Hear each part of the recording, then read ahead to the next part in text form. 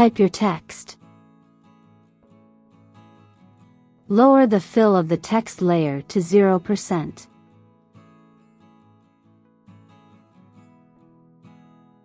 Click on the FX icon, and select Outer Glow.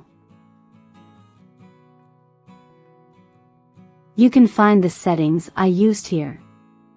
Adjust the opacity, spread, and size until the effect looks good on your image.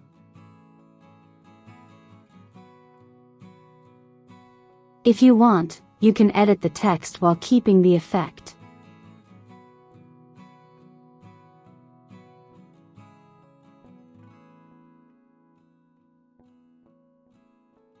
And that's how you create this effect.